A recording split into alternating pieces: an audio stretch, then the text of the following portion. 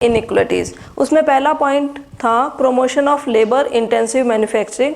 हम एक इंडिया में अगर हमें इनइक्वलिटीज़ को रिड्यूस करना है तो हमें ऐसी यूनिट्स बनानी पड़ेगी, मैन्युफैक्चरिंग यूनिट्स, जहाँ पे लेबर इंटेंसिव वर्क हो, यानी ज़्यादा से ज़्यादा लोगों को एम्प्लॉयमेंट मिले। मोर इंक्लूसिव ग्रोथ, अब हमें ग्रोथ को प्रमोट करना है। Yes ma'am.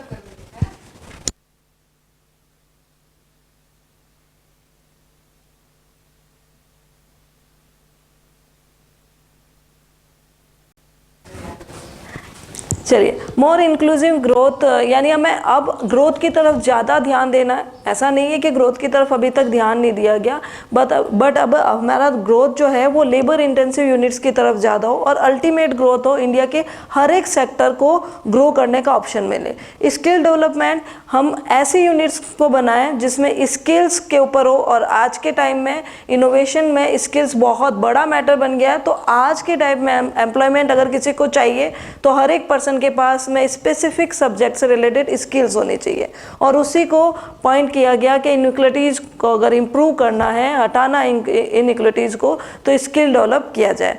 Progressive taxation policy जो इंडिया की है वो प्रोग्रेसिव हो, यानी जो जितना ज़्यादा अर्न कर रहा है उसके ऊपर टैक्स की रेट उतनी ही ज़्यादा लगाई जाए, और जो बीपीएल या मिडिल क्लास है उनके ऊपर टैक्स की रेट कम की जाए। इंडिया का वैसे टैक्स सिस्टम इसी के ऊपर है, बट फिर भी इस रेट को और बढ़ाया जा सकता है। इक्वल अपॉर्चुनिटी फॉर ऑल, हमारे सारे सेक्टर्स में सबको इक्वल अपॉर्चुनिटीज़ मिले, एम्प्लॉयमेंट मिलने की, ये एंश्योरिटी हमारे प्लान्स में होनी चाहिए।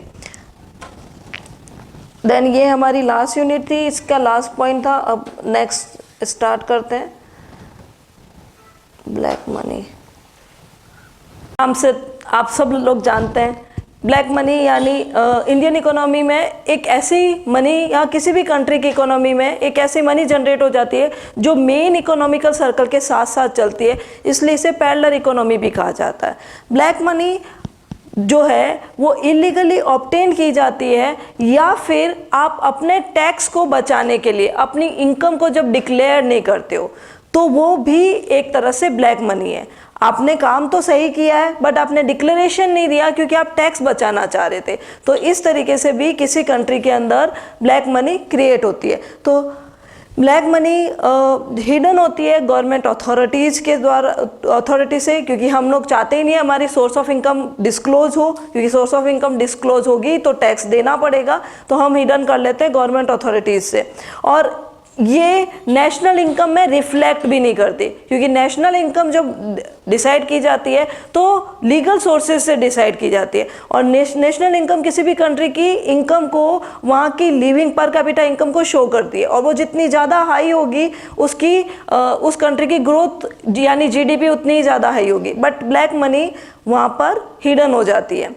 वाइट मनी आपको पता ही है क्या होता है। ऑफकोर्स ब्लैक मनी अगर आपने टैक्स बचाने के लिए की है या इलीगल एक्टिविटीज से अर्न की है तो ब्लैक मनी है ये सारी मनी, और वाइट मनी वो है जो आपने डिस्क्लोज कर दी है, जो डिक्लेयर कर दी है, वो वाइट मनी है।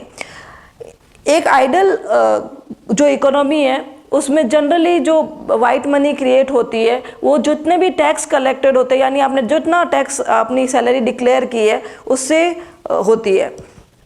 देन उसके बाद में cash transactions without paper accounting are also known as black money. अगर आपने कोई कैश ट्रांजैक्शंस किए हैं बिना किसी पेपर वर्क के तो वो भी ब्लैक मनी है। अब आता है कौन कौन से ऐसे सोर्स हैं जिससे ब्लैक मनी क्रिएट की जा सकती।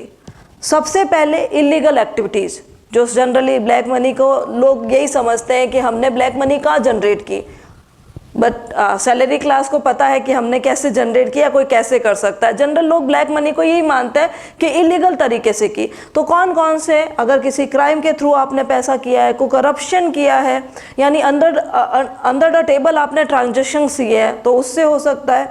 आपने टैक्स का था डिक्लेरेशन वो नहीं किया है, आपने इसलिए डिक्लेरेशन नहीं है कि क्योंकि टैक्स रिफॉर्म, जो टैक्स सिस्टम है वो इतना ज़्यादा कॉम्प्लिकेटेड है कि आप अपने आप को उस रेगुलेशन से आउट करना चाहते हो, तो कॉम्प्लेक्स प्रोसीजर होने के कारण भी लोग इलीगल एक्टिविटीज़ यानी ब्लैक मनी कर देते हैं। मनी लॉन्ड्रिंग एक बड़ा वर्ड है, मनी लॉन्ड्रिंग के ऊपर अभी बात करेंगे। स्मगलिंग है, टैक्स इवेंशन और टैक्स अवॉइडेंस। टैक्स इवेंशन तो होता है सारा जो टैक्स है आपने जानबूझकर नहीं बताया, आपने सोर्स ऑफ इनकम जानबूझकर नहीं बताया ताकि आपके ऊपर टैक्स बढ़ जाए। और एक होता है जब आपने टैक्स प्लानिंग के अंदर टैक्स लॉ में काफ़ी जगह छूट दी जाती है और उस छूट का आपने भरपूर फ़ायदा उठाया और उस छूट के बेसिस पे आपने अपनी इनकम को टैक्सेबल इनकम होने से बचा लिया, वो होता है टैक्स अवॉइडेंस। आपने टैक्स को अवॉइड दे दिया। टैक्स इवेशन और टैक्स अवॉइडेंस में एक ही डिफरेंस है कि एक तो विलफुली होता है और एक होता है बिना विलफुली, मतलब आपने एक जानबूझ करके अपनी इनकम नहीं बताई ताकि आपको टैक्स नहीं लगे और आपने यहाँ पे इनकम सोर्स की बट उसके साथ में आपने एक्सपेंसेस भी शो कर दिए। ज़्यादातर बिजनेसमैन ऐसा करते हैं, जितनी उनकी इनकम होती है एक्सपेंडिचर उसके इक्वल बता देते हैं ताकि उनको टैक्स ना देना पड़े। तो ये एक तरीका है, यानी आपने एग्जिस्टिंग लॉ के अंदर टैक्स लॉ में कुछ लूप होल्स होते हैं, लूप होल्स का बेनिफिट लेते हुए अपना इनकम बचा लिए। जैसे बिजनेसमैन इतना एक्सपेंडिचर बता देते हैं तो वैसे और भी एम्प्लॉइज भी ऐसे करते हैं? हाँ सर, मैं तो उससे कोई मतलब नहीं होता कि कितना एक्सपेंड कर रहे हो, तो इनकम टैक्स तो देना ही पड़ेगा, चाहे आपकी सैलरी देख लेते हो तो फॉर्म नहीं बट आपके ना सर सोर्सेज होता है, आपने कहीं इन्वेस्टमेंट की है, जैसे सैलरी क्लास अपना इन्वेस्टमेंट करता है तो अलग अलग सोर्सेज के अंदर है। आप लीगली जब आपने सपोज आपने कहीं कोई फंड में आपने इन्वेस्टमेंट किया जो 100% एग्जम्पशन में है, बट आपने क्या किया, वो ट्रस्ट आपके ही किसी नोन ने बनाई है और आपने फंड वहाँ पे बताया कि आपने 10 लाख रुपीज़ डोनेट किया है और आपने एक्चुअली 1 लाख ही किया, वहाँ से बिल ले लिया, तो ये सोर्स आपने अपनी एक्सपेंसेस बता दिया डोनेशन से। ऐसे भी तरीके से लोग करते हैं।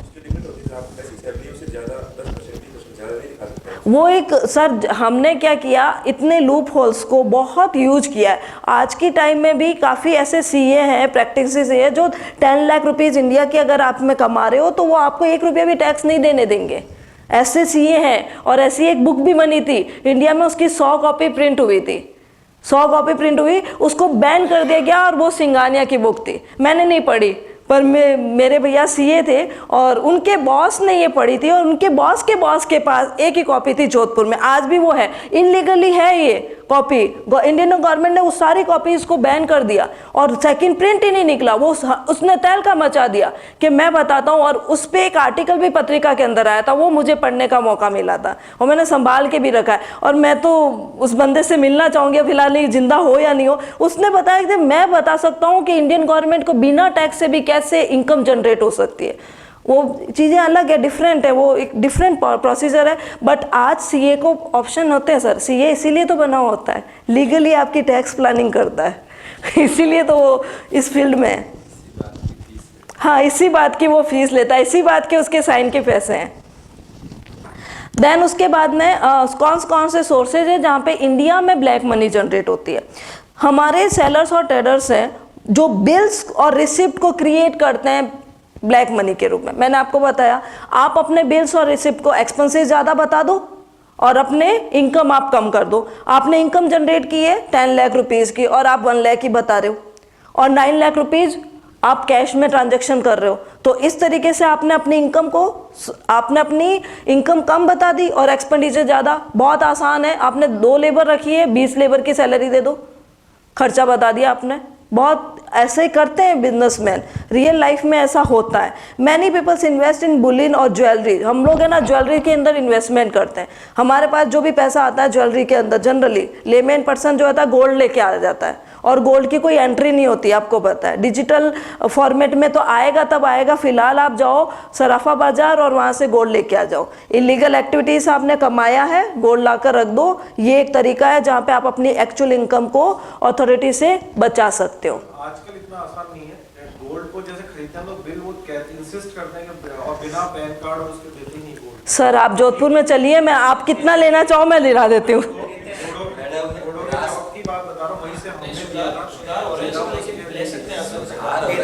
सर मैं आपको कह रही हूँ ना सर, आप मेरे साथ चलिए, आपको कितने करोड़ों का लेना है मैं दिलवा दूंगी।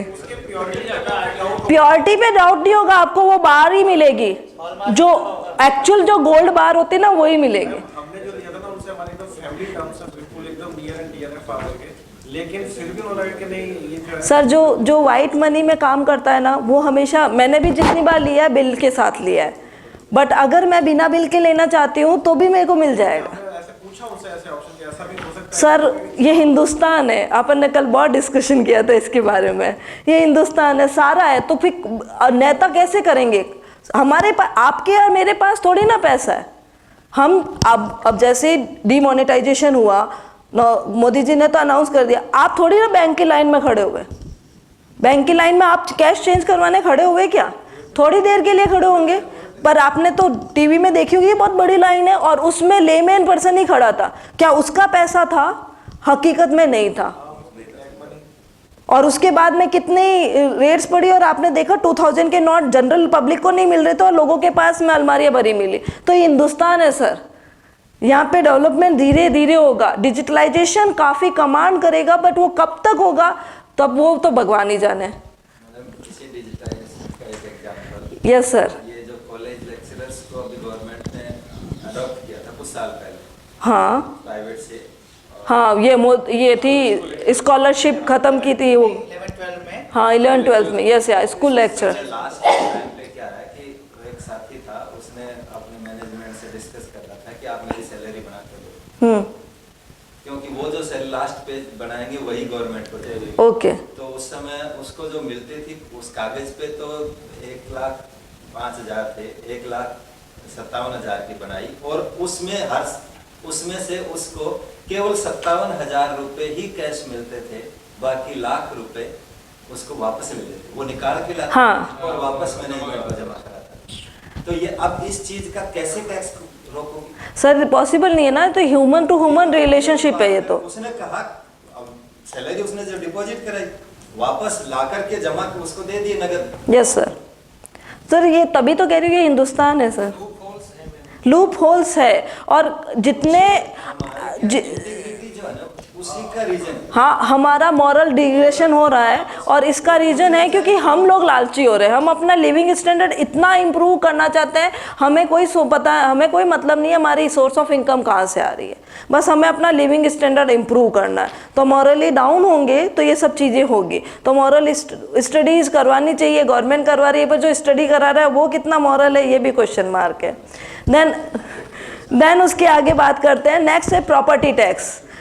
गवर्नमेंट ने रियल एस्टेट पे कभी किसी वक्त वेल्थ टैक्स लगता था, हम कॉमर्स के स्टूडेंट हैं तो हमने तो वेल्थ टैक्स भी पढ़ा है, वेल्थ टैक्स लगता था। अब ये हुआ कि वेल्थ टैक्स को बचाने के लिए गवर्नमेंट की जो बड़ी बड़ी ऑर्गेनाइजेशंस हैं उन्होंने वेल्थ टैक्स को ही हटा दिया। बात अभी वापस चल रही है कि वेल्थ टैक्स वापस लगा दिया जाए, बट ये प्रॉपर्टी टैक्स को, और इसको वेल्थ होते हुए भी लोग वेल्थ नहीं बताते थे। अपने डॉगी के नाम से प्रॉपर्टी ले रखी है। रियल बता देती हूँ, मैं जोधपुर की ही, मेरी एक फ्रेंड है, मैम थे साथ में, उनकी पता ही नहीं सर, उनकी हस्बैंड बेचारे फौज में सिंपल सा सिपाही, और उनको इनकम टैक्स बेंगलोर से नोटिस आ गया कि आपका 10 करोड़ रुपए की प्रॉपर्टी है, बॉम्बे में फ्लैट है, उसका टैक्स बाकी है। बेचारे की इनकम इतनी नहीं है 10 करोड़ की, मेरे को लेके आए मेरे पास दौड़े दौड़े, योगिता तू बता दे ये किसका क्या सॉल्यूशन होगा। उनको लगता था मेरे पास बहुत नॉलेज है, ऑफ कोर्स है मेरे पास में, क्योंकि मैं काफ़ी सीए से ज़्यादा इंटरेक्ट रहती हूँ और मुझे चीज़ें जानने में बहुत सही है। बस मैंने पहले तो कहा मैं बाद में करूँगी, पहले तो पार्टी दे दो, आप करोड़पति हो गए जो जनरल होता है, ठीक है। फिर मैंने उनको बोला मैम आप क्यों नहीं कर रहे हो, आप इनकम टैक्स डिपार्टमेंट को आप भेजो, आप अपना जो हस्बैंड का सैलरी स्लिप है उसके साथ टैक्स का। फिर जब पता किया तो सर जोधपुर की वेल नोन हिज राइनस फैमिली की तरफ से उस बंदे ने, गंगानगर पोस्टिंग थी, वहाँ पे सिम इश्यू करवाई थी, और सिम की बेसिस पे उसके नाम से करोड़ों की प्रॉपर्टी ले ली गई। और इनकम टैक्स डिपार्टमेंट ने, मैंने कहा यहाँ से सीए से आप लेके जाओ, भेजो। उन्होंने भेजा, वहाँ से बेंगलोर से वापस रिप्लाई आया इनकम टैक्स डिपार्टमेंट के, वी आर नॉट सेटिस्फाइड। तो उनको फिर एक ही ऑप्शन था, क्योंकि उनके हस्बैंड वीआरएस ले रहे थे, तो उन्होंने कहा मेरे अकाउंट से सीधा पैसा चला जाएगा, टैक्स डिपार्टमेंट सीधा निकाल देगा। और एक आदमी के लिए बहुत मुश्किल होता है सर वीआरएस के, एक सिंपल अमाउंट, सैलरी क्लास आप जानते हो। तो मैंने कहा मैम आपके पास अब सेकंड ऑप्शन यही है कि आप जाओ बॉम्बे के अंदर जो इनकम टैक्स डिपार्टमेंट है, अपने सारे फाइल्स सीए की लेके जाओ, वहाँ से वो अगर वो वहाँ पे सेटिस्फाई नहीं होते तो बेंगलोर जाओ।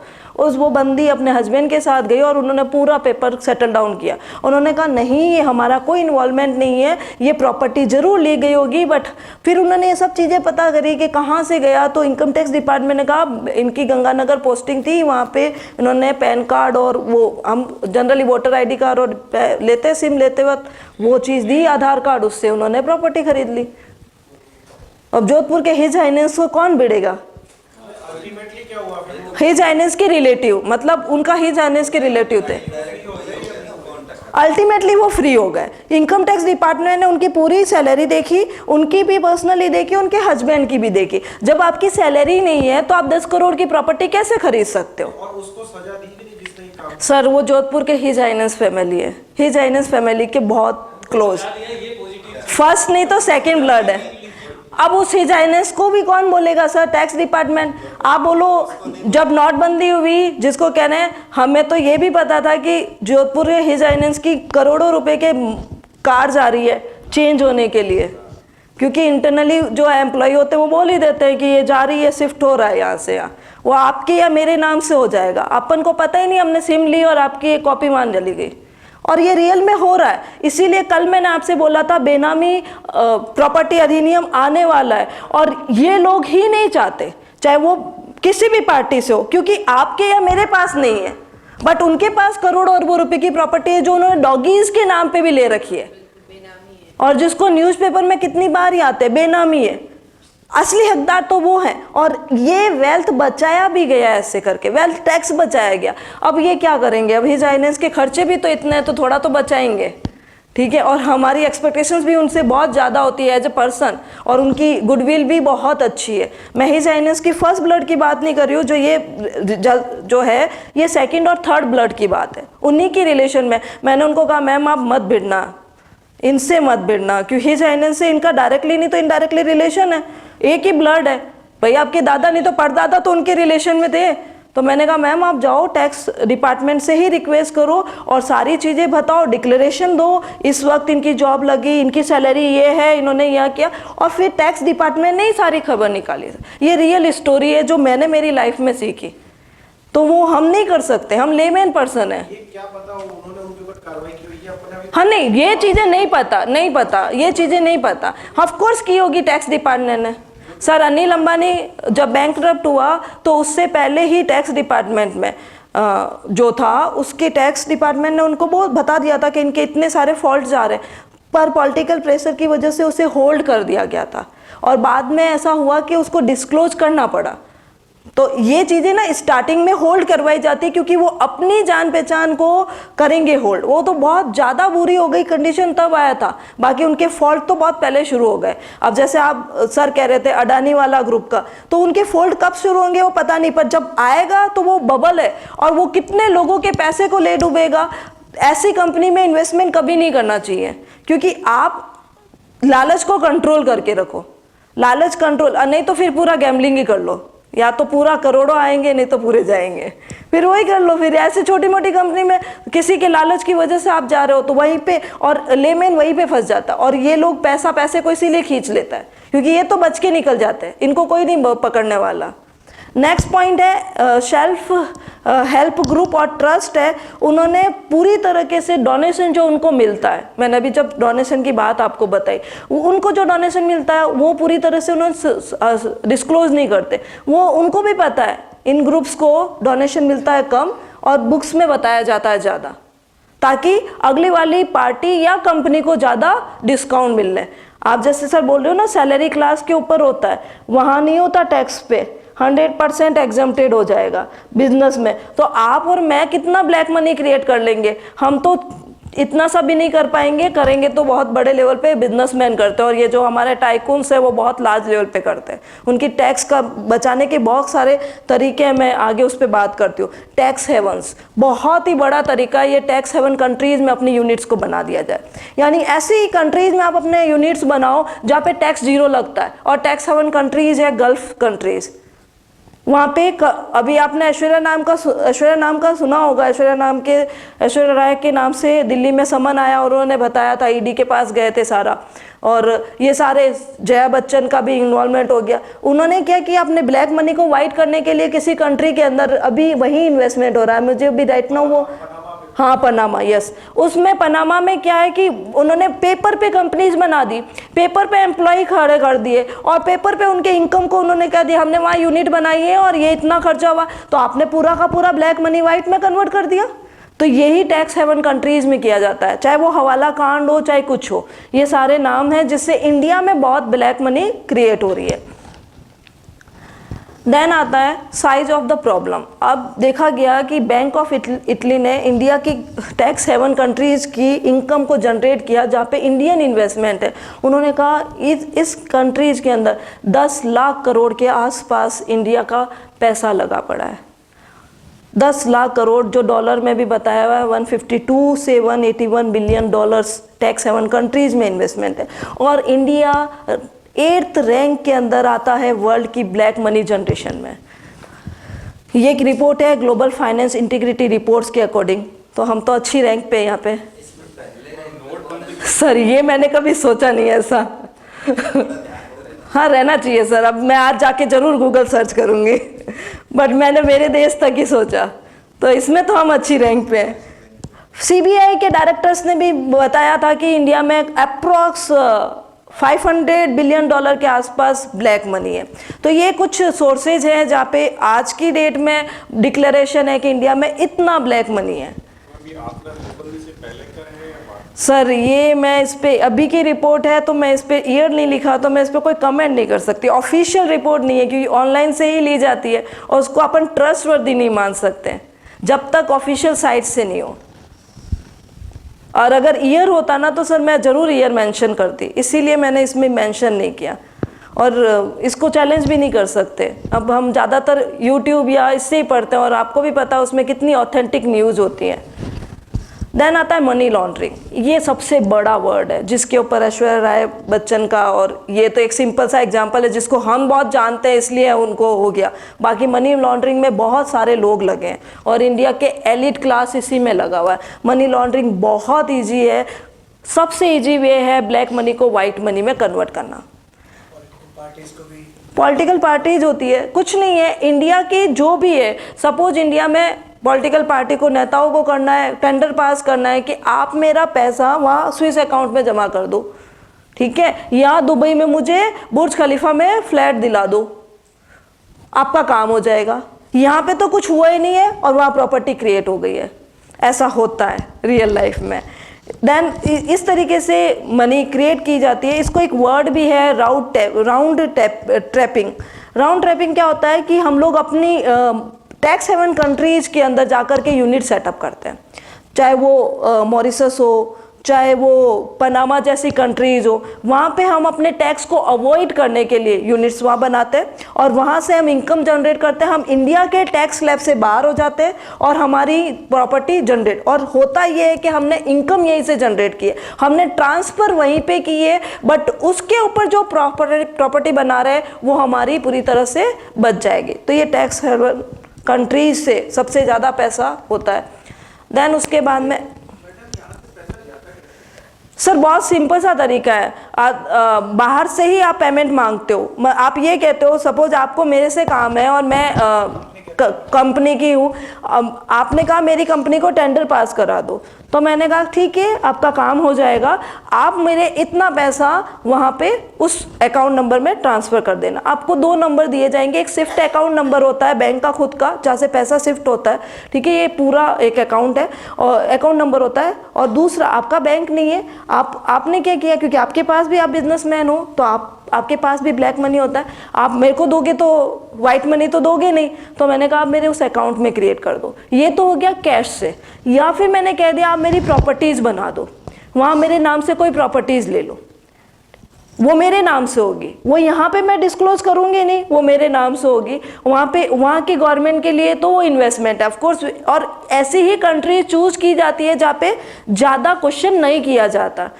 ज़्यादा जैसे टैक्स हेवन कंट्रीज में हम क्यों इन्वेस्टमेंट करते हैं, क्योंकि हमारा टैक्स हेवन है, टैक्स के नाम से 0 रुपया लग रहा है, तो हम वहाँ पे जाकर के अपना पैसा बचा रहे हैं। हमने वहाँ प्रॉपर्टी, सरकार को कोई मतलब नहीं, सरकार को पैसों से मतलब है, आप कितनी भी प्रॉपर्टी करो और मनी लॉन्ड्रिंग से ऐसे ही होता है। या फिर जैसे ऐश्वर्या राय ने जो रिसेंटली अभी मैं बताऊं, उन्होंने अपनी जितनी भी इनकम थी, उन्होंने, अभिषेक बच्चन और इन्होंने, ऑफकोर्स इनके पास है, इंडिया के टैक्स स्लैब में करोड़ों रुपए आ जाएंगे इनके, तो इन्होंने क्या किया कि हमने एक यूनिट बनाई है, कहाँ पर, पनामा में, ठीक है। हमारी कंपनी ने 10,000 करोड़ खर्च किए हैं बनाने के लिए और उसका खर्चा आया 20,000 करोड़ का, तो लॉस चल रहा है वहाँ पे, जबकि पेपर में ही ये सारा काम हुआ। इंडिया से तो 10,000 करोड़ चला गया जिस पार्टी का था, ऐश्वर्या राय का और उनका, यहाँ पे तो खर्चे में बता दिया इन्होंने, एक बार चला गया, उसके बाद में उन्होंने उसके सारा खर्चे में लॉस में शो कर दिया। तो इस तरीके से मनी लॉन्ड्रिंग की जाती है, या कोई एक्टिविस्ट टेररिस्ट एक्टिविटीज होती है। सर जाता तो लीगल सोर्स से ही है ना, स्विफ्ट से, बैंक से ही ट्रांसफर होता है। तो वो तो इनकम टैक्स के रडार पे आ जाएगा। सर इनकम टैक्स के रडार पे तो आएगा, वो एक बार तो आएगा। एक तो अगर आपने लीगल भेजा है, इलीगल तरीके से जरूरी थोड़ी आप बिजनेसमैन हो, आपका अकाउंट्स इंडिया में ये बाहर नहीं हो सकता। आपकी जो इंडिया के बाहर के सोर्सेज है वहां से इनकम होंगी ना, आप वो वाली ट्रांसफर कर रहे हो उनको। आप भी तो अपनी गर्दन बचाने के लिए सभी करते हैं। ऐश्वर्या राय ने तो यहीं से जनरेट की, तो ऐश्वर्या राय ने यहाँ से की, तो बाहर से भी तो इनकम हुई होगी उसकी, बाहर भी तो जनरेट हुई होगी, उसने वहाँ के अकाउंट से सारा, और इंडियन अकाउंट के टैक्स स्लैब में बचना है। मैंने मेरी कंपनी इस्टेब्लिश की है, ये इस्टेब्लिश करूँ मैं, चाहे इंडिया में करूँ चाहे कहीं पे करूँ, कोई पूछने वाला नहीं है। खर्चा मैंने बता दिया, मेरे इनकम है 20,000 करोड़ की, मैंने यूनिट बनाई 10,000 करोड़ की, तो मेरी ये एक्सपेंसेज में चला गया, वो मैंने वहाँ इन्वेस्टमेंट की। इंडिया को इससे एक्सपोर्ट में बेनिफिट मिलेगा, बेनिफिट तो मिला जीरो, पेपर में इन्होंने बता दिया। तो यहाँ पे 20,000 करोड़ को सीधा 10,000 करोड़ का टैक्स देंगे वो। तो इस तरीके से इंडस्ट्रीज बनाते हैं। अब जैसे रतन टाटा हो गया या बड़े बड़े बिजनेसमैन हो गए, उन्होंने जाकर के बाहर यूनिट खरीदी। अब यूनिट खरीदी है तो वहाँ पे खरीदने के पैसे लगे, तो बैलेंस शीट के अंदर पीएनएल अकाउंट में डेबिट साइड में पैसा डेबिट हो गया, क्रेडिट के अमाउंट को उसने कम कर दिया।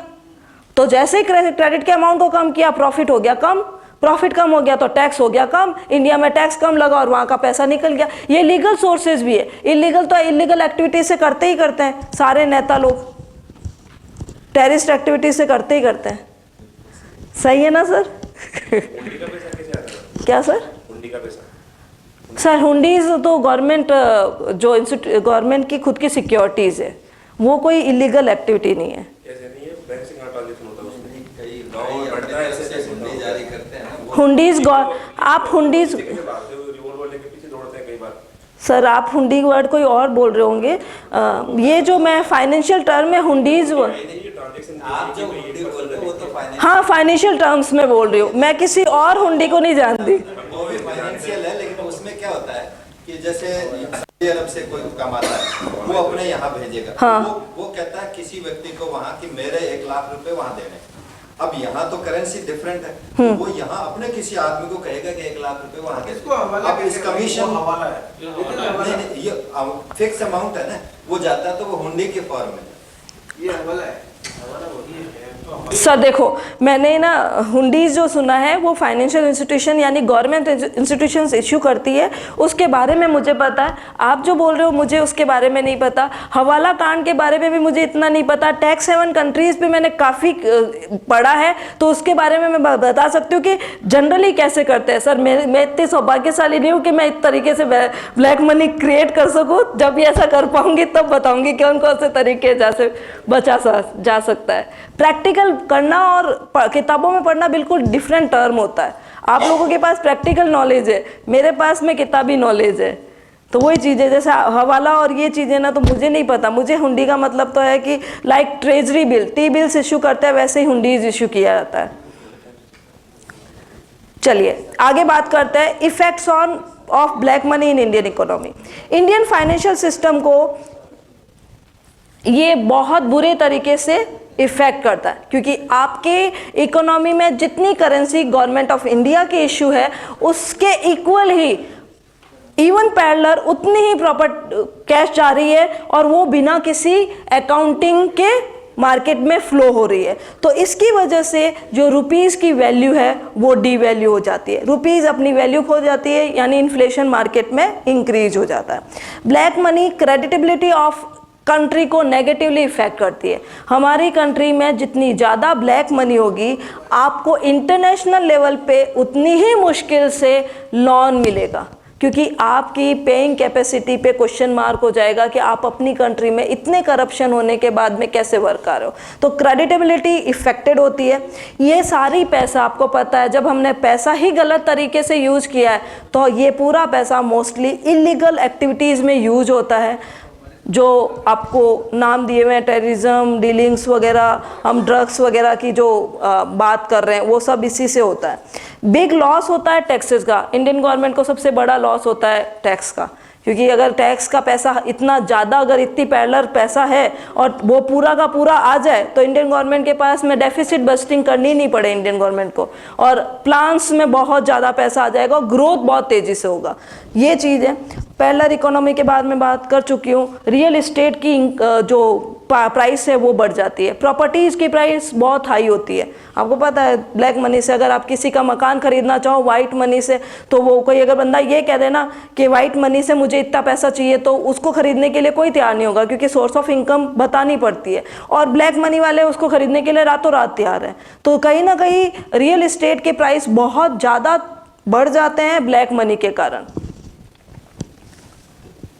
देन आता है कैसे मेजरमेंट करती है गवर्नमेंट इसको, किस तरीके से गवर्नमेंट ने इसके लिए स्टेप्स उठाए हैं इसको कंट्रोल करने के लिए। टैक्स रिफॉर्म्स उठाया। कहते हैं कि 1970s के अंदर हमारे यहाँ टैक्स का सिस्टम में 90% या 95% तक टैक्स देना पड़ता था इंडस्ट्रीज़ को। मैंने सर पढ़ा है, ये कहीं पर पढ़ा है, क्योंकि इतना टैक्स, और वो क्योंकि जब मेरे को भी ये हुआ कि इतना लोग क्यों टैक्स पे, तो एक क्वेश्चन मार्क किया गया कि जब स्टार्टिंग फेज में, प्लान्स के स्टार्टिंग फेज में, ऑथेंटिक बुक नहीं थी, मैंने ये यूट्यूब फेस मतलब गूगल पे ही पढ़ा था, तो ऑथेंटिक बुक पे तो मैंने ही नहीं पढ़ा, पर गूगल पे मैंने पढ़ा कि स्टार्टिंग फेज में टैक्स रेट बहुत ज़्यादा थे। उस वजह से उस वक्त के इंडस्ट्रियलिस्ट अपनी इनकम को शो ही नहीं करते थे, और वहाँ से एक ट्रेडिशन शुरू हुई टैक्स से बचने की, और उसको कम करने के लिए धीरे धीरे हमारी टैक्स रिफॉर्म्स किया गया और टैक्स की रेट को कम किया गया। और आज आपको पता है इंडस्ट्री को सिर्फ 30% टैक्स देना पड़ता है। धीरे धीरे अब बहुत सारी चीज़ें नई इंट्रोड्यूस की जा रही है। तो ये tax duration period tax reform के द्वारा टैक्स को हम कम कर दें, ताकि लोग ज़्यादा से ज़्यादा टैक्स पे करें। एक ये चीज़ है। ब्लैक मनी बिल लेके आए, जिसके अंदर अगर कोई ब्लैक मनी क्रिएट करता है तो उसके ऊपर कुछ एक्शंस गवर्नमेंट के थ्रू लिए जाएंगे। ये है डीमोनेटाइजेशन। आपको वर्ड बहुत अच्छे से पता है, वह इंडिया में ये 3 बार हुआ है, 1946 में, 1979 के अंदर और 2016 में। और ये डीमोनेटाइजेशन बहुत आसान है, सरकार सीधा नोट बंद करती है। पहली बार जब बंद किया था तब 1000 और 10,000 के नोट बंद किए थे, दूसरी बार 500, 1000 और 10,000 रुपये के नोट थे, और रिसेंटली अभी 500 और 1000 रुपये के नोट डीमोनेटाइजेशन के कारण बंद कर दिए गए। ये गवर्नमेंट प्राइमरी इफेक्ट में ये सारी चीज़ें करती है। और देन उसके बाद गवर्नमेंट के पास आज की डेट में है कि गवर्नमेंट प्रमोट करे डिजिटल ट्रांजैक्शंस को, कैशलेस ट्रांजैक्शन हो, ताकि सारी आपकी जो एंट्री है, सोर्स ऑफ इनकम वहाँ पर अवेलेबल हो जाए। आप क्या चीज़ खरीद रहे हो, आपने अगर 1.5 लाख रुपए की कोई टीवी खरीदी है तो सोर्स ऑफ इनकम में आ जाएगी। आपने टैक्स पे किया है नहीं किया है, इनकम टैक्स डिपार्टमेंट आपका देख लेगा कि भाई इसने इतनी एक्सपेंसेस किए, टैक्स पे में तो आ ही नहीं रहा है, कहाँ से लेके आ रहा है। तो वो आपको समन जारी करके पूछ सकता है कि आप टैक्स पेयर हो नहीं, और या आप टैक्स पेयर हो इतने कम हो, तो आपने कहाँ से इनकम किए, तो आपको जवाब देना पड़ेगा। देन उसके बाद में कुछ और इलेक्ट्रॉनिक रिफॉर्म्स किए गए ब्लैक मनी को जनरेट करने से रिलेटेड। देन आता है आज तक इंडिया में इससे रिलेटेड क्या लॉ बने, तो कुछ लॉ हैं जो मैंने इसमें इंक्लूड किए हैं। प्रिवेंशन ऑफ करप्शन एक्ट 1988, बेनामी ट्रांजैक्शन प्रोहिबिशन एक्ट 1988, बेनामी ट्रांजैक्शंस होते हैं उससे रिलेटेड। मनी लॉन्ड्रिंग एक्ट जो है 2002, financial foreign income and assets का अनडिस्क्लोज्ड एक्ट बना हुआ है, imposition of tax bill 2015, Lokpal and Lokayukta act बना है। अब वो कितना इफेक्टिव है ये नहीं पता। एक्ट सर ये तो बना हुआ है अभी, तो एक्ट ईयर तो नहीं लिखा हुआ सर, एप्लीकेबल पूरी तरीके से नहीं हुआ। जिस तरीके से अन्ना हजारे ने विजन देखा था, उस विजन में उन्होंने सारी गवर्नमेंट अथॉरिटी को क्वेश्चन मार्क कर दिया था कि आप किसी से भी पूछ सकते हो। सिक्योरिटी को उन्होंने खुद ने बाहर रखा था। और ये हमारी अनफॉर्चुनेट है कि इतने बड़े लीडर के पूरे विजन को हमने इम्प्लीमेंट नहीं किया, और इम्प्लीमेंट करते भी नहीं है, क्योंकि जो इम्प्लीमेंट करने वाले हैं वो उनकी खुद की गर्दन फंस जाती है। तो वही चीज़ है, फिर उनको तोड़ दिया गया ये अन्ना हजारे का, वरना 100% विजन होता तो ये सब आ जाते हैं। ब्लैक मनी का ख़त्म हुआ। अब हम करते हैं इन्फ्लेशन। आज का एक और टॉपिक है, इन्फ्लेशन पे बात करते हैं।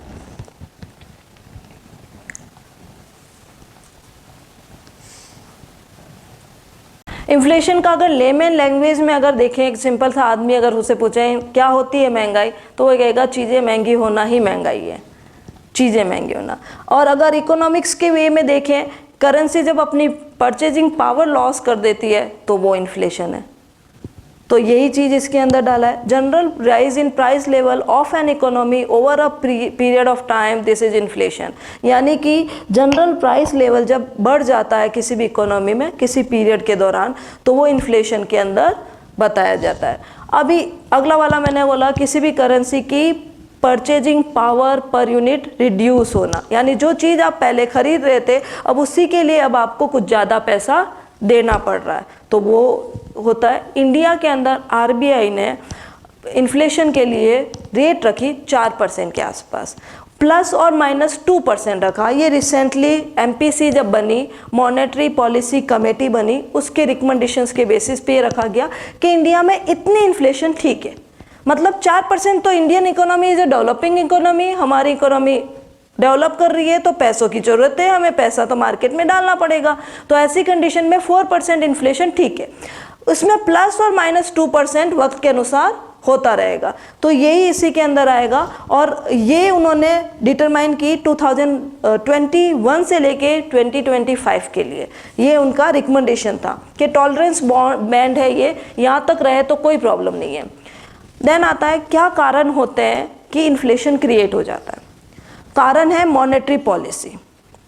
किसी कंट्री में जब पैसा बहुत ज़्यादा इनफ्लो कर दिया जाता है इकोनॉमी के अंदर, यानी जब सप्लाई ऑफ मनी मार्केट में बहुत एक्सेस हो जाती है, लोगों के पास ज़्यादा पैसा आ जाता है, तो ऐसे में उनकी डिमांड बढ़ जाती है। और जब उनकी डिमांड बढ़ जाएगी, मार्केट में सप्लाई नहीं होगी, तो ऐसे में वो चीज़ें महंगी हो जाएगी जो आपने अपने व्यवहारिक जीवन में देखे होंगे। आप डे टू डे की लाइफ में कोविड के दौरान आपने देखा है कुछ चीज़ें बहुत महंगी हो गई कि सप्लाई फिक्स थी, और इस वजह से मार्केट में मॉनेटरी पॉलिसी अगर गलत होती है तो कारण से भी करेंसी की वैल्यू खो जाती है, डिक्रीज होती है करेंसी की वैल्यू। फिस्कल पॉलिसी, कहीं ना कहीं मार्केट में एक्स्ट्रा पैसा आने का रीज़न भी फिस्कल पॉलिसी है। हमारी कंट्री के पास में इनकम होती है कम, हमें करने हैं डेवलपमेंट, तो हम डेफिसिट फाइनेंसिंग की तरफ जाते हैं। डेफिसिट फाइनेंसिंग का मतलब ये है कि हम अपनी इनकम से ज़्यादा एक्सपेंडिचर कर रहे हैं, और जब हम इनकम से ज़्यादा एक्सपेंडिचर कर रहे हैं तो हम मार्केट से लेते हैं लोन। इंडियन गवर्नमेंट दो तरीके से लोन लेती है, एक तो करती है पहले डोमेस्टिक लेवल से लोन लेती है, एक लेती है इंटरनेशनल लेवल पे। पहला कोशिश होती है डोमेस्टिक लेवल पे ही लोन मिल जाए, या फिर जब यहाँ नहीं होता तो इंटरनेशनल। आपको पता है इंटरनेशनल लेवल पे भी बहुत सारे इंडियन गवर्नमेंट के ऊपर लोन है और डोमेस्टिक लेवल पे भी है। अब आता है ये इन्फ्लेशन को कैसे बढ़ाता है। जैसे ही डोमेस्टिक लेवल पे आपने लोन लिया है, आप लोन को विथ इंटरेस्ट पेमेंट करोगे, तो जिससे लोन लिया उसको इंटरेस्ट के साथ पेमेंट करना है, तो ऐसे में उनके पास में पैसा बढ़ेगा और उनकी परचेजिंग पावर बढ़ेगी, वो मार्केट में इफेक्ट डालेगी इन्फ्लेशन से रिलेटेड। तो ये एक फिस्कल पॉलिसी से रिलेटेड है। देन कुछ सिंपल से टर्म्स हैं जो यूज किए जाते हैं। डिमांड पुल इन्फ्लेशन, यानी प्रोडक्ट की डिमांड बढ़ जाना, पर्टिकुलर डिमांड बढ़ जाता है, और जनरली डिमांड बढ़ती है सिचुएशंस के बेसिस पे। कोविड के दौरान हमारी बेसिक नीड से रिलेटेड डिमांड बढ़ी, वॉर के दौरान भी हमारी बेसिक नीड से रिलेटेड डिमांड बढ़ती है, सिचुएशंस के अकॉर्डिंग डिमांड बढ़ती रहती है। तो डिमांड के कारण डिमांड पार्ट ज़्यादा हो जाता है और सप्लाई पार्ट नहीं उसके इक्वल हो पाता। इस कारण से चीज़ें कम होने से, शॉर्टेज होने के कारण भी इन्फ्लेशन क्रिएट हो जाता है।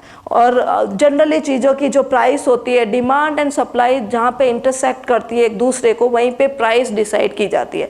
और जब आपकी डिमांड इंक्रीज हो जाएगी, सप्लाई सेम है, तो प्राइस हाई होना ही है। इसका सिंपल सा एग्जांपल जो आप बोल रहे थे दूध के चौटे वाला, जो बता रहे थे कि हमारे शादियों के सीज़न में दूध के भाव कहाँ चले जाते हैं, आसमान। सप्लाई उतनी है, डिमांड ज़्यादा है तो दूध के भाव ज़्यादा बढ़ जाएंगे, वो डिमांड पुल इन्फ्लेशन है। कॉस्ट पुल इन्फ्लेशन होगा कॉस्ट से रिलेटेड। कॉस्ट क्या, किसी भी प्रोडक्ट को बनाने की रॉ मटेरियल महंगा हो जाए, अब उसको बनाने की कॉस्ट ही ज़्यादा आ रही है तो बिजनेसमैन तो उसे महंगा ही बेचेगा। लोगों की परचेजिंग पावर नहीं है तो वो कहेंगे चीज़ें महंगी मिल रही है, ये कॉस्ट से रिलेटेड है। Due to increase in cost of production is the reason of cost pull inflation. Exchange rates, exchange rate में, फॉरेन एक्सचेंज में जब डॉलर की वैल्यू ज़्यादा बढ़ जाती है, जो अभी देखने का मिल रहा है, इन्फ्लेशन क्रिएट हो जाती है। क्योंकि अब जिस डॉलर को ख़रीदने के लिए आपको पहले 70 या 75 रुपीज़ देने, उसी को आपको 80 और 85 रुपीज़ पे करना। तो इस तरीके से इंटरनेशनल लेवल पे भी फ्लक्चुएशन होता है फॉरेन एक्सचेंज रेट के कारण, और उससे इन्फ्लेशन डोमेस्टिक लेवल पे बढ़ जाती है। टाइप्स ऑफ इन्फ्लेशन, यही चीज़ डायग्राम में बताई है मैंने, सारी चीज़ें बता रखी है। इसमें एक हाइपर इन्फ्लेशन जरूर इंक्लूड किया है, जो हमें किसी भी इकोनॉमी में जो देखने को मिल रहा है। अभी श्रीलंका की अगर कंडीशन करो तो वहाँ पे हाइपर इन्फ्लेशन है, चीज़ें बहुत महंगी है। इतना बड़ा कहते हैं ना, बोरी भर के लेके गए और ब्रेड का एक पैकेट लेके आए। चाहे वेनेजुला के अंदर हो, उस कंट्री ने भी ये चीज़ फेस की है। वेज इन्फ्लेशन होती है जब आपकी वेजेस बढ़ जाती है, आप अपने सैलरीड क्लास को ज़्यादा वेजेस देने लग जाते हो, तो जब उनके पास ज़्यादा वेजेस आएगी तो वो जाकर चीज़ें को ज़्यादा डिमांड करेंगे, और डिमांड करेंगे, सप्लाई है ही नहीं, उस इन्फ्लेशन को वेजेस पुल इन्फ्लेशन कहते हैं। तो जो रीजन जिस चीज़ का है उसको उसके अकॉर्डिंग बोल दिया गया। एंड में अगर मैं बोलूँ तो डिमांड एंड सप्लाई का जो डिफरेंसेस है वही इन्फ्लेशन के दायरे में आता है। इम्पोर्टेड इन्फ्लेशन है, हमने जैसे अभी आया था कि हम चीज़ें बाहर कर रहे थे एक्सपोर्ट, इससे रिलेटेड भी चीज़ें हमारी यहाँ पे महंगी हो गई। इंपोर्ट कर रहे हैं, वो चीज़ें हमको महंगी मिल रही है तो हम महंगी ही बेचेंगे, तो वो चीज़ इसके अंदर आएगा। इन्फ्लेशन के जो टाइप्स हैं वो बेसिकली कुछ और टाइप्स इसमें दे रखे हैं, ये रेट बेस्ड टाइप्स हैं। इन्फ्लेशन इस तरीके से दौड़ती है। पहला होता है क्रीपिंग और crawling inflation, walking and trotting inflation, running and और ग्लोपिंग इन्फ्लेशन। जैसे इनमें सबसे आसान होता है छोटे बच्चे को पकड़ना, है ना। तो हर इकोनॉमी ये चाहती है छोटा बच्चा कंट्रोल में रहे, उसको पकड़ के रखो। जब उस बच्चे के पैर आने शुरू हो जाते हैं तो वॉक करना शुरू हो जाता है और वो दौड़ता है आपके आगे आगे, और अब आपके लिए थोड़ी मुश्किल शुरू हो जाती है। इसको ही इकोनॉमिक्स में या बैंकिंग में डिफरेंट टर्म से वॉकिंग एंड ट्रोटिंग इन्फ्लेशन कहा गया। और रनिंग है, अब जब रनिंग कर ही दी है तो अब आपके तो पसीने छूटने ही छूटने। तो कोई भी इकोनॉमी या कोई भी इकोनॉमिस्ट रनिंग की इन्फ्लेशन पे नहीं आने देना चाहता किसी भी इकोनॉमी में। अभी हमारी जो इन्फ्लेशन है, हमारी कंट्री की जो कंडीशन है वो वॉकिंग वाली है। अब वॉक धीरे धीरे तेज हो रही है पूरे वर्ल्ड में। अभी आप हर जगह सुन रहे हो रेपो रेट इंक्रीज कर रहे हैं, रेपो रेट इंक्रीज कर रहे हैं। वो क्या कर रहे हैं, वो इसीलिए कर रहे हैं क्योंकि वॉकिंग हो चुकी है। अब रनिंग पे आएगा तो प्रॉब्लम हो जाएगी पूरे वर्ल्ड की। तो यहीं पे अब इसकी कुछ रेट्स दे रखी है।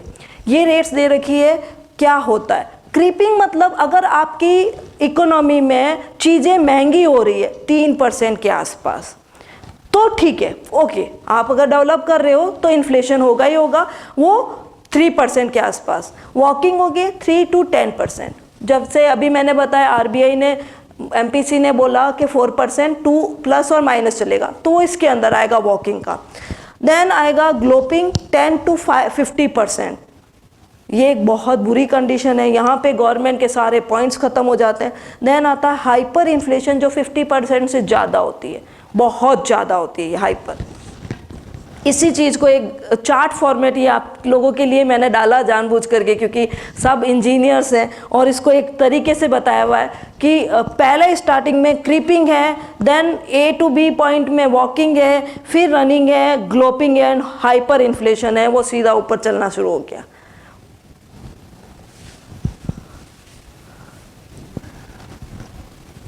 ये सारी रेट्स इसके पास में लिखी हुई है, नोट्स मैं मैम को दे दूंगी, आप लोगों को सारे नोट्स मिल जाएंगे। मेजरमेंट ऑफ इन्फ्लेशन, कैसे इन्फ्लेशन का मेजरमेंट किया जाता है, किसी भी कंट्री में इन्फ्लेशन का मेजरमेंट कैसे होता है। तो इन्फ्लेशन का मेजरमेंट करने के लिए इंडिया में या वर्ल्ड के अंदर कुछ मेजरमेंट्स के पॉइंट्स हैं, और इंडिया में होलसेल एंड कंज्यूमर बेसिस पे होता है। तो होलसेल प्राइस इंडेक्स निकाला जाता है WPI, और उस बेसिस पे आपकी इन्फ्लेशन रेट को देखा जाता है। ये कौन निकालता है? Ministry of commerce and industry WPI को निकालती है। उसके बेसिस पे मंथली बेसिस पे इन्फ्लेशन निकाली जाती है। मंथली बेसिस पे WPI को निकाला जाता है कॉमर्स एंड इंडस्ट्रीज़ के बेसिस पे। इसको हम और डिटेल में नहीं पढ़ेंगे कि कौन सी कमोडिटीज़ को यूज़ किया जाता है, कि वो कॉमर्शियल टर्म्स में चला जाएगा। बस आप ये देख लो कि WPI बेसिस पे होता है, CPI यानी कंज्यूमर प्राइस इंडेक्स के बेसिस पे होता है। इसमें प्राइस इंडेक्स को चेंज किया जाता है और एवरेज चेंजेज होती है गुड्स के अंदर। क्या चेंजेज है? कंज्यूमर के बेसिस पे है तो ये रिटेल प्राइसिंग है, रिटेल लेवल पे किसको हो रहा है। प्रोड्यूसर प्राइस इंडेक्स होता है, एक प्रोड्यूसर को प्रोडक्ट कितना महंगा पड़ रहा है उसके बेसिस पे प्राइस इंडेक्स निकाला जाता है। कमोडिटी की वो वेटेड एवरेज कॉस्ट निकाली जाती है, तो कमोडिटी प्राइस इंडेक्स होता है। कोर प्राइस इंडेक्स होता है, कुछ कोर इंडस्ट्रीज होती है, जो कुछ बेसिक इंडस्ट्रीज होती है उसके बेसिस पे उनकी प्राइस को निकाला जाता है। GDP के बेसिस पे होता है, जो जनरल प्राइस इन्फ्लेशन को बताता है। देन कैसे इसको कंट्रोल किया जा सकता है, कौन कौन से ऐसे पॉइंट है जिससे हम कंट्रोल कर सकते हैं। प्रॉब्लम जब मॉनेटरी से शुरू हुई तो मॉनेटरी टर्म से शुरू करते हैं कि मॉनेटरी ने जब इन्फ्लेशन क्रिएट कर ही दिया है तो हम मॉनेटरी टर्म से उसे कंट्रोल करें। मॉनेटरी टर्म से कंट्रोल करने के लिए RBI बहुत सारे स्टेप उठाती है। RBI यानी किसी भी कंट्री का सेंट्रल बैंक, और सेंट्रल बैंक के पास में कुछ रेट्स होती है, उन रेट्स को वो चेंज करके इन्फ्लेशन को कंट्रोल करती है, चाहे वो रेपो रेट हो, चाहे रिवर्स रेपो रेट हो, RRP हो, या फिर बैंक रेट हो। बैंक रेट का लॉन्ग टर्म के लिए इफेक्ट पड़ता है, रेपो रेट का शॉर्ट टर्म के लिए इफेक्ट होता है। और मुझे लगता है कि आप लोगों को पता ही भी होगा रेपो रेट क्या होती है, RRR क्या होता है, तो उस पर कोई डिस्कशन नहीं है। यहाँ पे यही है कि इस रेट्स को बढ़ा करके या कम करके गवर्नमेंट, खासकर सेंट्रल बैंक, कंट्रोल करती है इन्फ्लेशन को। यही चीज़ इसके अंदर लिखी गई है। देन फिस्कल पॉलिसी, गवर्नमेंट क्या करे कि फिस्कल पॉलिसी यानी कि डेफिसिट बस्टिंग जो कर रही है उस पर थोड़े टाइम के लिए कंट्रोल कर ले। यानी कि जो एक्सपेंसेस कर रहे हैं वो एक्सपेंसेस उतने ही एक्सपेंसेस इंक्लूड किए जाए वो ज़रूरी है जो ज़रूरी है। टैक्स पॉलिसी में चेंजेस किया जाए, गवर्नमेंट की बोरो करने की जो पॉलिसी है उसको चेंज कर दो, बोरो नहीं करो या तो फिर, या एक्सपेंडिचर्स कम करो। जब आप एक्सपेंडिचर कम करोगे तो बोरो करने की रिक्वायरमेंट ही नहीं है। आप अपने खर्चे कम कर दो, अनहेल्दी एक्सपेंडिचर्स हैं वो खर्चे कम कर दिए जाएं। आपको पता है पहले किसी वक्त कोई होता था कि जब हमारा PM इंडिया से बाहर जा रहा था तो 200-250 लोगों का काफिला साथ में जाता था, तो मोदी जी ने आते सबसे बोला क्या जरूरत है, आप इसके 250 जी ने तो फॉरेन डेलीगेट्स जा रहे हैं, उनके रिलेटिव्स अलग जा रहे हैं, फिर मीडिया अलग जा रहा है, 2-2 प्लेन जा रहे हैं PM के साथ में, रिक्वायरमेंट और PM का अलग चार्टर्ड प्लेन का रिक्वायरमेंट, एक्सपेंसेस कट करो, सारे मिनिस्टर को देने वाले अलाउंसेस थोड़े कम करो। थोड़े कम किए, उतने तो कम नहीं किए क्योंकि विरोध करने वाले बहुत थे उनके, ठीक है, पर कहीं ना कहीं उन्होंने उस एक्स्ट्रा एक्सपेंडिचर पे कंट्रोल किया। और ये एक्स्ट्रा एक्सपेंडिचर, यहाँ पे इन्फ्लेशन नहीं था, उनका ये था कि इस चीज़ को सही जगह पे यूज किया जाए। तो यहाँ पे गवर्नमेंट अपने इस तरीके से पॉलिसी बना करके चेंजेस कर सकती है। और देन उसके बाद में रेवेन्यू एक्सपेंडिचर पॉलिसीज जो है गवर्नमेंट की, उसको डील्स करते वक्त चेंजेस करें। कुछ टूल्स है फिस्कल पॉलिसी में जो गवर्नमेंट करती है, टैक्स रेट को कम कर दिया जाए या बढ़ा दिया जाए। तो डायरेक्ट टैक्स को तो वो इंक्रीज कर देते हैं, डायरेक्ट टैक्स इंक्रीज कर दिया जाता है, डायरेक्टली जो टैक्स पेयर है उनकी टैक्स रेट बढ़ा दिया जाए, ताकि अब उनके पास में उनको ज़्यादा टैक्स देना है तो अब पैसा कम हो जाएगा, उनकी परचेजिंग पावर कम हो जाएगी। देन इनडायरेक्ट टैक्स को कम कर दिया जाता है क्योंकि चीज़ें सस्ती मिलने लग जाएगी। इनडायरेक्ट टैक्स कम कर दिया, डायरेक्ट टैक्स को ज़्यादा कर दिया, तो ये सीधा सा इफेक्ट है जो वो कर सकते हैं। पब्लिक एक्सपेंडिचर को डिक्रीज कर दिया जाए, ये इसके अंदर लिखा गया है, मैं ऑलरेडी इसके ऊपर बात कर चुकी हूँ। हाँ, from RBI and more other, हाँ फिर भी हमारी गवर्नमेंट ने तो RBI से लिया था ना सर, पैसों की जरूरत थी तो RBI को देना पड़ा, RBI ने विरोध भी किया था पर देना तो पड़ा। देना तो पड़ा सर, सेंट्रल गवर्नमेंट की कमांडिंग पॉलिसी अगर मांग रहा है तो देना पड़ेगा। आप कितना भी रघुराम राजन कर दे चाहे कोई कर ले, बनाया तो उनको उन्हीं ने है। हाँ, वो चला गया, दूसरे ने दे दिया। हाँ तो वही है, तो वो उसने विरोध किया कि आरबीआई नहीं अफोर्ड कर सकती, तो आप जाइए टाटा बाय बाय। ये ऐसा कॉन्फ्लिक्ट पहले भी हुआ नेहरू जी के साथ में, और वो हमेशा ये बोलते हैं कि हमने आपको कुर्सी दी तो आप हमें, पर ये एक बहुत अच्छी बात है, बीइंग अ फाइनेंस मिनिस्टर और बीइंग अ गवर्नर, ये लोग बहुत अच्छे डिसीजन भी लेते हैं। इनको पता है कि इतिहास इनको गालियां देगा, इतिहास में ये नहीं देखा जाएगा कि दबाव के कारण किसने डिसीजन लिया, डिसीजन लिया किसने। अगर रघुराम राजन चाहता तो वो दे सकता था, जैसे उर्जित पटेल ने दे दिया, बट उसने मना कर दिया और उर्जित पटेल ने उसके लिए रास्ता निकाल करके दे दिया। अब उससे इंडियन इकोनॉमी पे बहुत नेगेटिव इम्पैक्ट आता, तो आरबीआई के जो गवर्नर है उसकी पॉलिसी फेल हो जाती और गर्दन तो उसकी फंसा देती सरकार। इसका लीगल रीजन कोई इस तरीके से सेटअप नहीं किया जा सकता, जैसे इंदिरा गांधी ने वार के समय करियप्पा को कहा वार करो और उसने कहा मैं अभी नहीं कर सकता, साफ मना कर दिया, और लीगली करके लगभग 8-10 महीने के बाद में सेटअप किया। तो ऐसा अभी नहीं हो सकता सर, होने को तो कुछ भी हो सकता है। जब मैं बोलूँ ना, राम मंदिर का डिसीजन इतने सालों से नहीं हुआ करने के, जिस दिन मूड हो जाए ना उस दिन हम कर सकते हैं, हमारा मूड ही नहीं है। बेसिक चीज़ ये है, गवर्नमेंट हर चाहती है कि कंट्रोल करे, और जो 3 पिलर्स हैं ना कॉन्स्टिट्यूशंस के, वो हमेशा अपने में अंडर में कंट्रोल चाहते हैं। तो वो जो आरबीआई की जो गवर्नर है, वो सीट इतनी खतरनाक है कि उसको सेंट्रल गवर्नमेंट को भी खुश रखना है और इकोनॉमी को भी अच्छा चलाना है, और बीइंग अ इकोनॉमिस्ट उस पर डिसीजन लेना बहुत भारी है। जैसे आपने एक मूवी देखी होगी, अनस्पोकन या एक्सीडेंटल प्राइम मिनिस्टर, तो आपने देखा होगा बीइंग अ प्राइम मिनिस्टर। मैंने पहली बार इस मूवी को देख करके मुझे रियलाइज़ हुआ कि जो बंदा, जो मेरे आइडल है, मनमोहन सिंह जी तो मेरे आइडल है, मैंने शायद इसी वजह से इकोनॉमिक्स लिया और मुझे इतना इंटरेस्ट इसी वजह से, क्योंकि उन्होंने 91 में वो पॉलिसी अपनाई जिससे मैं कल्पना कर सकती हूँ कि मेरी इनकम 50,000 रुपये महीना हो जाए। वरना तो मेरे से जो बड़े थे वो 5,000 रुपये भी कहते थे कि आप 5,000 बहुत है, क्या है ज़िंदगी से चल जाएगी। मैं बोलती थी नहीं 50,000 चाहिए, ठीक है। क्यों? क्योंकि मैंने, और मेरे को जब पता चला क्यों उसने किया, उस वक्त उनका भी बहुत विरोध हुआ, तो उनको भी कितनी प्रॉब्लम्स हुई। तो जब वो बंदा इतना कर सकता है तो आप और मैं क्या है। और उन्होंने कैसे, और कितनी अच्छी तरीके से मूवी को रिप्रेजेंट किया। ऐसा नहीं है कि मूवी में कुछ ज़्यादा किया होगा, पर 1% भी सच्चाई है तो सच्चाई है। 99% झूठ मान लिया, 1% तो सच्चाई है। बीइंग अ प्राइम मिनिस्टर भी आप कितने बाउंड हो, आप कितने बंधे हुए हो, तो फिर आप नरेंद्र मोदी की और इसकी क्या कल्पना कर सकते हो। आप उनसे, अगर उनसे बोलो कि आप एकदम चेंज करो, पॉसिबिलिटीज़ नहीं है। नहीं, ये बोरो लेस किया जाता है, पर कोशिश यही की जाती है जब इन्फ्लेशन हो बोरो ना करें, चाहे वो आरबीआई से हो चाहे वो अदर। मैंने बोला डोमेस्टिक लेवल पे लेती है तो आरबीआई से लेती है, ठीक है, और इंटरनेशनल लेवल से भी लेती है। आरबीआई के अलावा अदर फाइनेंशियल इंस्टीट्यूशन से भी गवर्नमेंट ऑफ इंडिया लोन लेती है, उसके बदले में वो ट्रेजरी बिल्स वगैरह या गवर्नमेंट सिक्योरिटीज इश्यू करती है। हाँ, कम नहीं कर सकते क्योंकि डेवलपमेंट होगा, इसीलिए तो 4% उन्होंने रखा। हाँ, उससे भी खतरा, रिसेशन तो और भी बुरा है, रिसेशन तो और भी बुरा। वहाँ पे भी आ रहे हैं सर, सप्लाई मेजरमेंट्स क्या होते हैं, सप्लाई के बेसिस पे क्या होता है, क्या कर सकते हैं हम। सबसे पहले हमारी जो शॉर्ट सप्लाई है उसको ख़त्म कर दिया जाए। जैसे आपको पता है प्याज वगैरह के भाव बहुत बढ़ जाते हैं, दालों के, चीनी के, तो हम क्या करते हैं, दूसरी कंट्री से ही अपने यहाँ इम्पोर्ट कर लेते हैं। तो जैसे ही चीज़ें सप्लाई की शॉर्टेज हुई, हम उनका इम्पोर्ट कर लें। ये बहुत आसान तरीका से है जो हम इन्फ्लेशन को कंट्रोल कर सकते हैं शॉर्ट टर्म के लिए। डिक्रीज कर दें हमारे एक्सपोर्ट को, जैसे ही यहाँ से गेहूं वगैरह जाना लगे, ज़्यादा चले गए, यहाँ पे चीज़ें महंगी हुई, रोक दिया गवर्नमेंट ने कि नहीं बेच सकते आप, डिक्रीज कर दो, अब आप एक्सपोर्ट नहीं कर सकते। तो गवर्नमेंट का ये स्टेप है।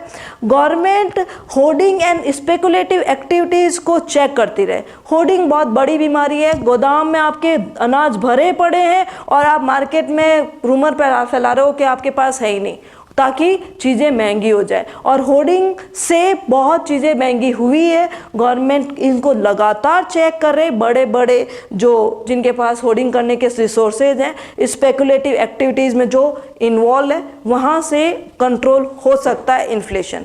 डिस्ट्रीब्यूशन जो है पब्लिक डिस्ट्रीब्यूशन सिस्टम PDS के थ्रू हमारी चीज़ें डिस्ट्रीब्यूट हो सके। PDS के थ्रू यानी गवर्नमेंट ने अभी राशन कार्ड के थ्रू दिया ही था, चीज़ें जिनको रिक्वायरमेंट है उनको सस्ती चीज़ें दी जाए। तो एक ये सिस्टम है जिससे हम लोग कर सकते हैं। Effect on effect of inflation on Indian economy या किसी भी इकोनॉमी में, हिडन कॉस्ट बहुत बढ़ जाती है। इन्फ्लेशन के कारण चीज़ें बहुत महंगी मिलने लग जाती है, मार्केट इनस्टेबिलिटी क्रिएट हो जाती है, प्रोडक्टिविटी जो है हमारे रिसोर्सेज उन चीज़ों को हैंडल नहीं कर पाते और वो प्रॉफिटेबल रिसोर्सेज की तरफ चले जाते हैं। जो चीज़ें हमें बनानी चाहिए ना, हम वो नहीं बना करके जिनसे हमें ज़्यादा प्रॉफिट हो रहा है हम उन चीज़ों का प्रोडक्शन शुरू कर देते हैं। तो ये भी हमारा प्रोडक्टिविटी जो है वो डिक्रीज होती है कंपनीज़ की। देन हमारी moderate inflation rate labour market के अंदर जो है उनकी प्राइसेस बढ़ाने के लिए हमें फोर्स करती है। जैसे इन्फ्लेशन बढ़ेगा, लेबर कहेगी इतनी महंगाई है, हमारी सैलरी बढ़ाओ। अब उनकी सैलरी बढ़ाए तो वेज रेट इन्फ्लेशन बढ़ जाएगा। तो आप पैसे ही कंट्रोल करके रखो ताकि उनको पेनफुल ना हो। तो ये इन्फ्लेशन कहीं ना कहीं हमारी लेबर को इफेक्ट करता है, वो भी इसके अंदर आएगा। कुछ ऐसी बेसिक चीज़ें हैं जो इन्फ्लेशन के अलावा मैंने डाली है। डिसइन्फ्लेशन भी एक पॉइंट होता है जिसमें reduction in the rate of inflation डाला गया है। इन्फ्लेशन की रेट में जब कमी आती है उसको डिसइन्फ्लेशन कहते हैं। डी इन्फ्लेशन जो होता है, डिक्रीज हो जाता है किसी भी प्रोडक्ट की प्राइस का लेवल, चीज़ें महंगी होना शुरू की जगह सस्ती होने लग जाती है, प्राइस लेवल तो नेगेटिव इन्फ्लेशन नहीं है। रिफ्लेशन है, प्राइस लेवल इंक्रीज होने लग जाता है और रिकवरी होती है रिसेशन के दौरान। जब कभी कोई कंट्री रिसेशन में जा रही, मंदी में होती है, उसके बाद वो जब कवर करती है उस वक्त हम लोग जो इन्फ्लेशन कहते हैं उसको रिफ्लेशन कहते हैं और उस वक्त हमें वो चाहिए होती है क्योंकि इकोनॉमी को वापस पटरी पे लाना है। देन आता है स्टैगफ्लेशन, ये सबसे बड़ी बीमारी है और कहा जाता है ये होती भी नहीं है, पर 1971 में अमेरिका में ऐसी देखा गया था जब इन्फ्लेशन भी था और अनएम्प्लॉयमेंट भी था। यानी इन्फ्लेशन रेट, इन्फ्लेशन का मतलब है मार्केट में खूब पैसा है, इंडस्ट्रीज बहुत पैसा दे रही है, बट एम्प्लॉयमेंट नहीं देखा गया। अगर ऐसी कंडीशन है यानी मार्केट में इन्फ्लेशन भी है और रिसेशन भी है तो वो कंडीशन कहा जाती है स्टैगफ्लेशन। ओके, देन उसके बाद में कुछ और है, इन्फ्लेशनरी गैप्स के हैं, डिफ्लेशनरी गैप्स हैं जिसमें इनको बताया गया, वो इतना इंपॉर्टेंट नहीं है। मेन जो पॉइंट्स थे वो मैंने आपको बता दिया। स्ट्रक्चरल इन्फ्लेशन होता है जब आप इस एक स्ट्रक्चर छोड़ करके दूसरे, यानी आप डेवलपिंग कंट्री से डेवलप में जाते हो, जैसे हमारी कंट्री डेवलप कंट्री बनना चाह रही है तो एक्सपेंसेस इंक्रीज कर रही है तो स्ट्रक्चर चेंज हो रहा है। अंडर डेवलप से हम डेवलपिंग में आए थे तब भी हमें बहुत ज़्यादा एक्सपेंसेस करना पड़ा, उस वक्त जो इन्फ्लेशन हुई थी वो स्ट्रक्चरल इन्फ्लेशन कहलाते हैं। नाम अलग अलग है, चीज़ वही है। अभी एक कुछ चार्ट है जो मैंने इसको इंक्लूड किया अलग अलग सेक्टर के बेसिस पे, डिफरेंट टाइप के। इसके अंदर वॉर टाइम इन्फ्लेशन होता है, पोस्ट वॉर इन्फ्लेशन होता है, पीस इन्फ्लेशन है, ये कुछ नाम है जो इंक्लूड है। मैंने मेन कर दिए। मैंने रेट बेस्ड इन्फ्लेशन को बहुत अच्छे से बता दिया क्योंकि वो सबसे ज़्यादा इम्पोर्टेंट है, बाकी तो नाम ही है कुछ उनके इफेक्ट के बेसिस पे। ये चीज़ ख़त्म। Thank you for today's lecture. आज का लेक्चर जल्दी से ख़त्म कर दिया।